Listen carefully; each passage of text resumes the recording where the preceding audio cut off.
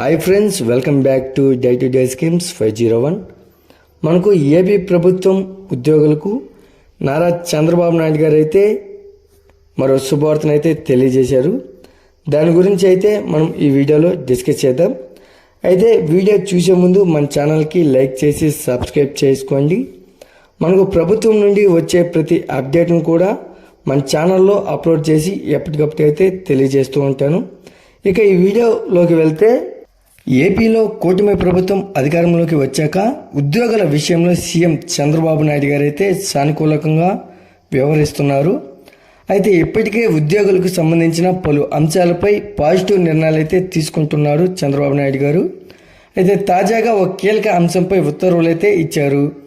అయితే రాష్ట్రంలో ఉద్యోగులు ఎప్పటి నుంచో ఎదురు చూస్తున్న బదిలీలపై నిషేధం ఎత్తివేతపై ఉత్తర్వులు అయితే జారీ చేశారు.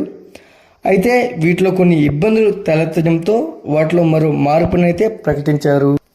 అయితే రాష్ట్రంలో ఎక్సైజ్ శాఖ మినహా మిగిలిన శాఖల ఉద్యోగుల బదిలీలపై ఉన్న నిషేధాన్ని గత నెల 19 నుంచి 31 వరకు ఎత్తేస్తూ గతంలో ప్రభుత్వం ఉత్తర్వులైతే జారీ చేసింది.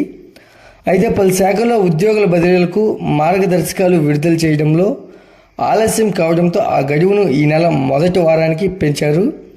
అయితే రాష్ట్రంలో ఓవైపు వరద సహాయక చర్యల్లో ఉద్యోగులు ఉండటంతో మరోసారి ఉద్యోగుల బదిలీలపై ఇచ్చిన గడువును మరోసారి పొడిగించారు.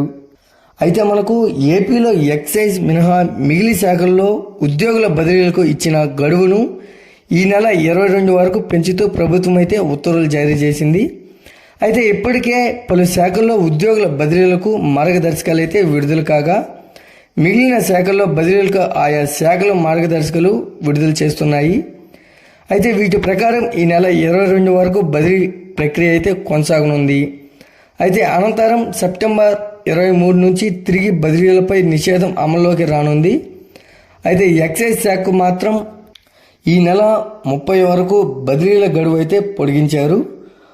అయితే వీరికి అక్టోబర్ 1 నుంచి బదిలీపై నిషేధం అమల్లోకి అయితే వస్తుంది.